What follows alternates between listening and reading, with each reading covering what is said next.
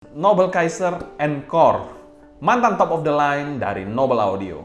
Biasanya ada gelar TOTL ataupun flagship, biasanya mantep-mantep sih. Tapi apakah Kaiser Encore ini masih mantep di tahun 2022 ini? Dan dapat bersaing dengan in-ear monitor lain? Bumper dulu.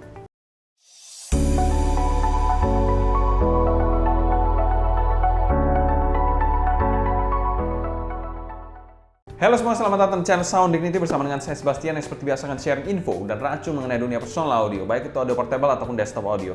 Jadi kalau kalian tertarik, gak perlu ragu lagi untuk subscribe, nyalakan tombol notifikasi, serta follow juga Instagram kita di Sound Dignity agar kalian tidak ketinggalan berita-berita terbaru mengenai dunia audio portable dan desktop audio. Nobel sendiri dimotori oleh sang wizard, yaitu John Moulton, yang sudah berkiprah lama di dunia audio. Di mana Nobel sendiri memang in-ear monitor yang berbasis sekarang ini di US. Dulu memang kalau saya tidak salah informasinya dia berada di China, sempat lama di China juga, lalu pindah ke US. Mungkin nggak detail, tapi secara singkat dia pernah di China dan sekarang sudah di US. Jadi kita bilang ini brand US ya. Nobel Kaiser Encore sendiri menggunakan 10 balance armatur proprietary yang di sini khusus dipesan oleh Nobel Audio untuk Kaiser Encore. Jadi drivernya ini tidak akan dijual secara umum karena itu dijual khusus atau dibuat atau di custom khusus untuk Nobel Kaiser. Jadi istimewanya kalau kita lihat di produk-produk lainnya itu mereka menggunakan konfigurasi balance armatur yang memang sudah dijual secara luas oleh perusahaan-perusahaan seperti Knowles atau Sonion. Tapi kali ini Nobel Audio memesan khusus untuk 10 balance armatur dari Nobel Kaiser Encore. Jadi tentunya dia tidak ada seri-seri yang bisa ditiru oleh in-ear monitor lain. Kaiser Encore sendiri merupakan top of the line yang pada masanya itu menggantikan top of the line sebelumnya yaitu Kaiser. Jadi yang sebelumnya itu Kaiser digantikan oleh Kaiser Encore. Di mana Kaiser Encore sendiri dirilis sudah cukup lama di tahun 2017. Ya, mungkin sekitar 4-5 tahun lalu ya. Di mana posisi TOTL ini sudah digantikan oleh Nobel Audio Can, lalu Nobel Audio Sultan, dan yang terakhir yang paling gila yaitu Nobel Audio Viking yang harganya juga fantastis, bombastis. Kalau kita mundur, Kaiser Encore sendiri kalau kita lihat di webnya sudah nggak dipasarkan lagi, tapi nggak tahu mungkin ada yang jual juga. Dulunya itu dipasarkan di harga 1.850 US dollar atau mungkin sekitar 25 jutaan ke atas, sekian mungkin tambah pajak-pajaknya. Tapi secara kasar mungkin 25 jutaan ke atas untuk Nobel Kaiser Encore pada masanya. Fun fact juga, pada saat perilisan Kaiser Encore ini ada co-flagship lain yang dirilis oleh Nobel Audio, yaitu Nobel Audio Katana, di mana dia menggunakan 9 balance armatur proprietary.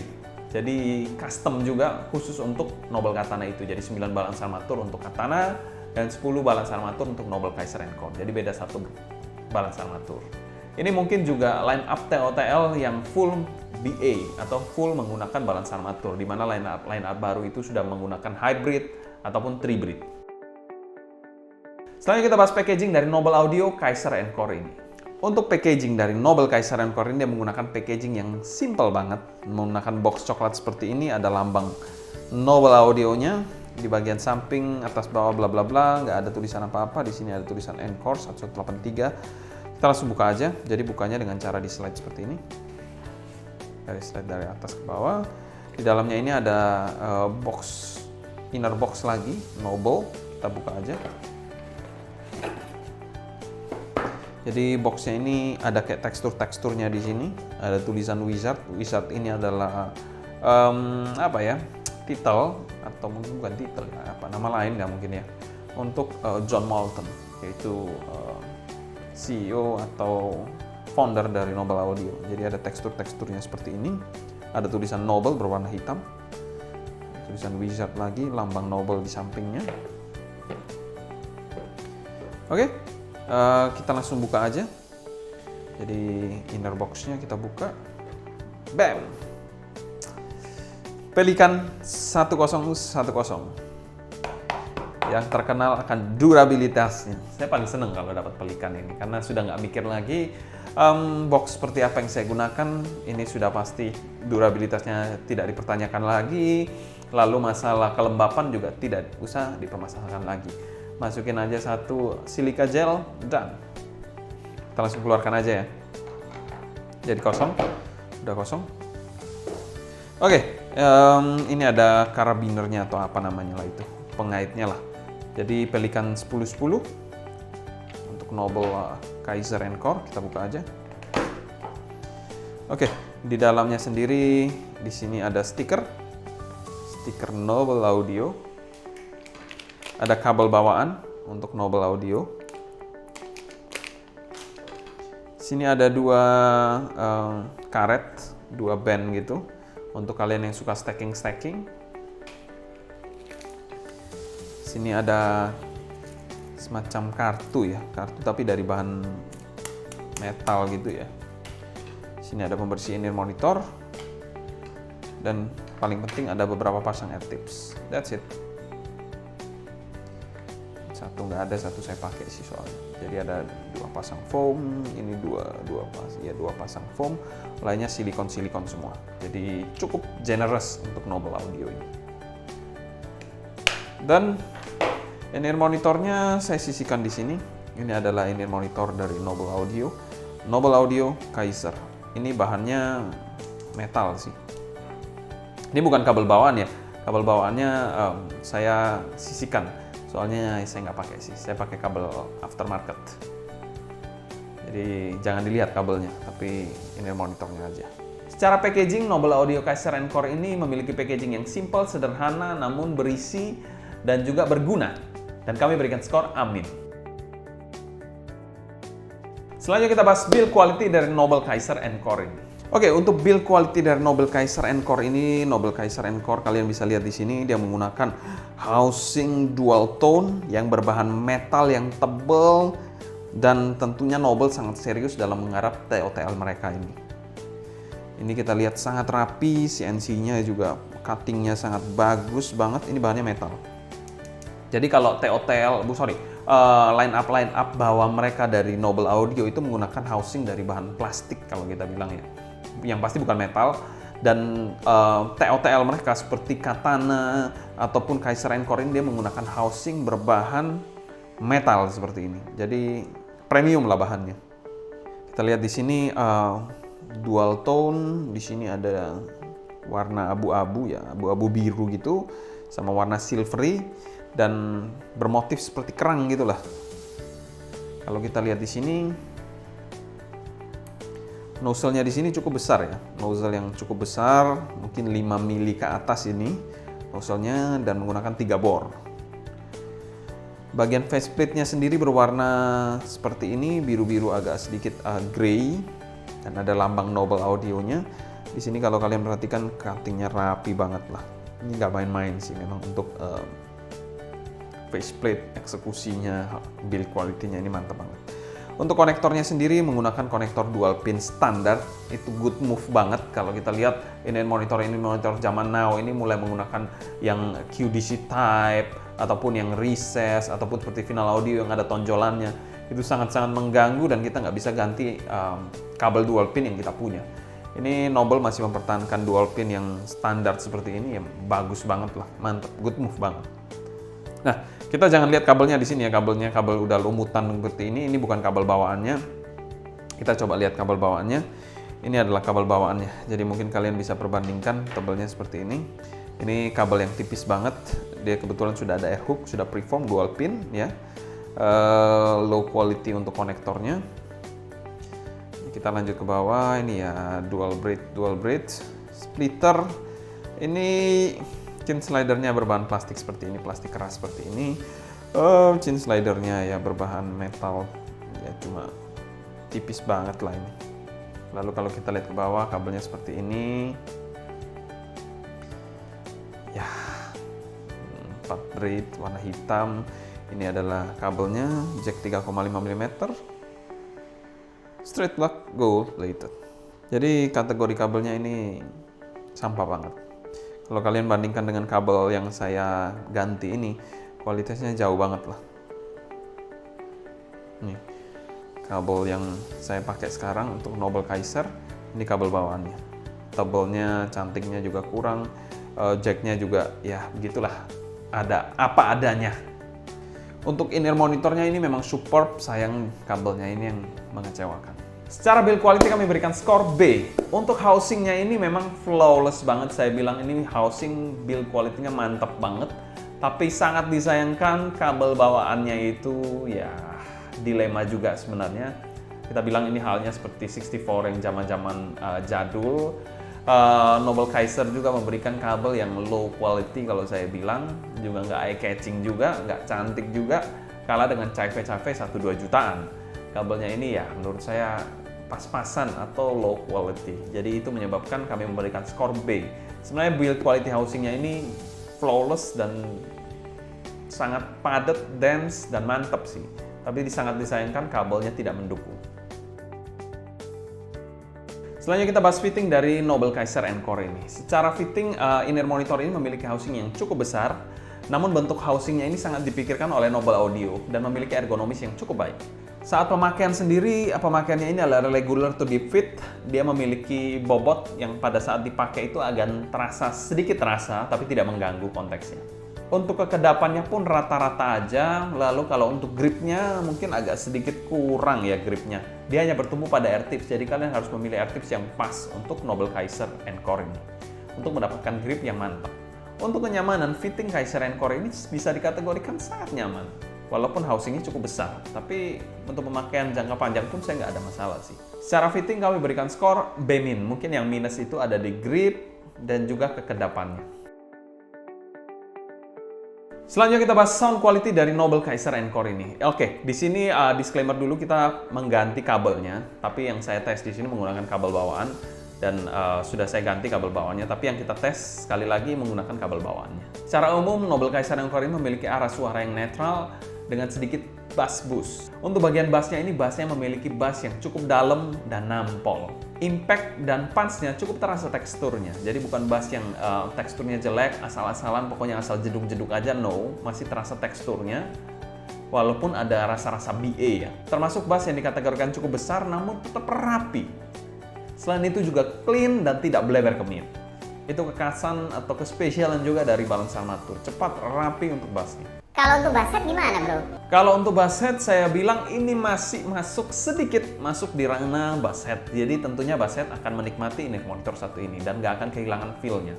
Dia masih memberikan sedikit kepuasan kepada bass head. Walaupun kita bilang banyak inner monitor di luar sana yang memberikan bass yang lebih nampol, yang lebih bersteroid. Kalau ini berotot ya, tapi nggak pakai steroid. Banyak inner monitor di luar sana, contoh FD5, itu sudah berotot, dikasih steroid lagi untuk bassnya. Jadi pasti nampol banget. Ini berotot, tapi nggak pakai steroid. Gampangnya gitu. Untuk bagian midnya dia memiliki posisi yang sedikit mundur, tapi sedikit slightly, ya kita bilang slightly, sedikit aja mundur, nggak sampai kategori V-shape. Dan kesannya itu sedikit relaxing. Namun yang perlu diperhatikan, midnya ini full body banget. Artikulasinya ini sangat bagus banget. Kesannya itu juga tidak ada shoutiness ataupun sibilance, semuanya aman dari inner monitor satu ini.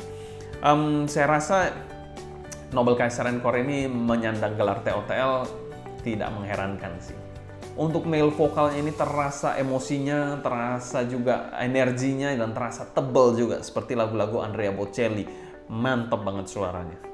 Untuk female vokalnya pun terasa energinya dan terkesan lepas banget. Tapi sekali lagi tidak terkesan nyerang sama sekali. Sangat-sangat terkontrol. Untuk instrumen di bagian midnya pun sangat jelas, tidak ada instrumen yang hilang ataupun cacat.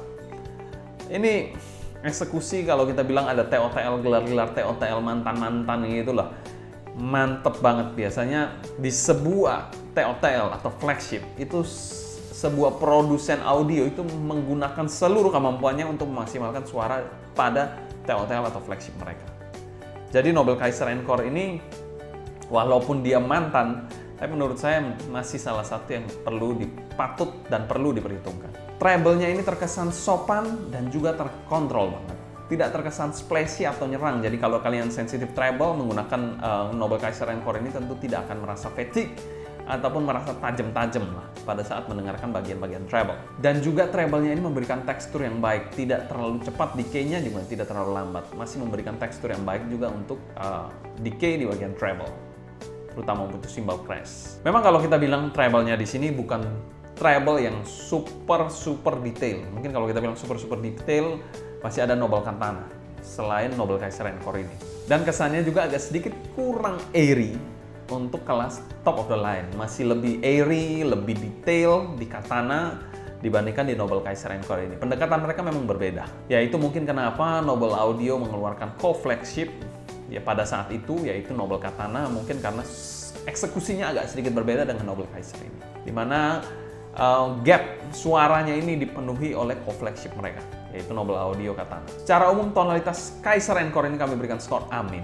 Ini walaupun mantan, menurut saya masih patut diperhitungkan di tahun 2022 ini. Mantap banget.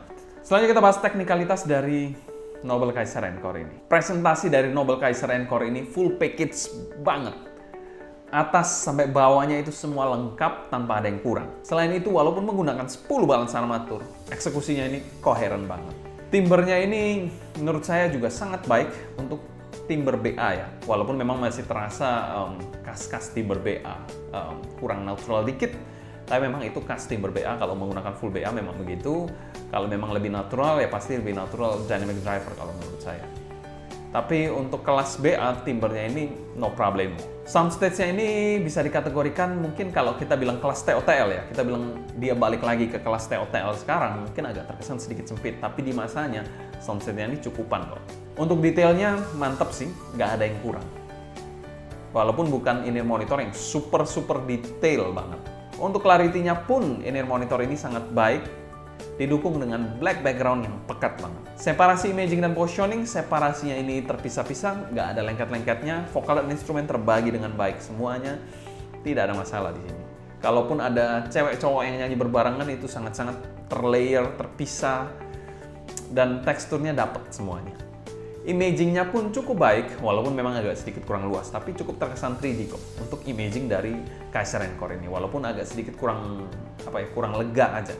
Mungkin kalau kalian yang suka mendengarkan lagu orkestra mungkin merasa agak sedikit kurang lebar, kurang luas di Kaiser Encore ini. Untuk positioning, in-ear monitor ini sangat pinpoint, tidak ada masalah sama sekali. Secara umum, teknikalitasnya kami berikan skor B+. Selanjutnya kita bahas pro dan cons dari Noble Kaiser Encore ini. Pro-nya, dia sudah nggak ada rasanya, sudah discontinue, tapi kalau kita lihat di webnya masih ada co-flagship-nya yaitu Noble Audio Katana. Jadi ya saya nggak tahu apakah masih ada yang jual atau enggak. Untuk barunya mungkin agak sedikit bermasalah kalau kalian beli langsung dari websitenya. Cons yang kedua, kabel bawaannya busuk banget. Jadi ya saya bilang di depan aja kabel bawaannya busuk banget. Jadi ya kalau kalian beli Kaiser Encore ini ganti aja kabelnya. Udah gitu aja. Pro-nya dari in-ear monitor satu ini, in-ear monitor satu ini memang masih memegang gelar mantan TOTL. Dan itu terbukti sih dari suaranya yang tidak main-main menurut saya. Masih dapat bersaing di tahun 2022, apalagi kalau kalian mendapatkan di pasar second market dengan harga yang cukup murah tentunya. Untuk value for money dari in-ear monitor satu ini di harga $1.850, harga barunya ya, kita bilang harga barunya, masuk pada kategori fair value. Dan kami berikan skor B-. Tapi kalau kalian mendapatkan di harga second market, mungkin di harga sekitar di bawah 12, mungkin 11-an, 10-an, ini salah satu in-ear monitor yang menurut saya good value banget. Dan mungkin bisa menjadi endgame untuk kalian. Di beberapa orang mungkin akan cocok dengan in-ear monitor satu ini dan menjadi endgame. Karena suaranya cukup all-rounder kalau menurut saya. Dibandingkan co-flagship-nya Katana, lebih all-rounder Kaiser Encore ini. Kesimpulan, Kaiser Encore ini sangat wow di zamannya, kita bilang di tahun 2017, ini adalah salah satu in-ear monitor yang sangat diperhitungkan. Namun bagaimana di tahun 2022? Di tahun 2022 kita bilang kalau barunya 1.850 itu harganya nggak murah, banyak in-ear monitor baru yang bersaing di harga tersebut. Tapi kalau kita bilang di pasar second hand market ini salah satu mungkin bisa dibilang all-rounder yang cukup wow sih kalau menurut saya. Tapi memang kalau kita bilang beli di harga 10 jutaan ke atas, ada baiknya kalian coba dulu. Jangan-jangan kalian nggak cocok beli harga mahal-mahal malah kecewa. Jadi kalau kalian spending uang yang begitu besar, menurut kemampuan masing-masing ya sekali lagi, uang yang begitu besar, ada baiknya kalian tes dulu. Kalau mau beli blind buy, ada baiknya kalian melihat beberapa reviewer dan gunakan review saya sebagai second opinion. Kalau kalian ada pertanyaan seputar Kaiser Encore ini, tulis pertanyaan kalian di kolom komentar di bawah. Mungkin sekian dulu untuk video kali ini. Saya Sebastian dari Sound Dignity pamit undur diri. Sampai jumpa di video berikutnya. Happy listening, stay healthy, and ciao!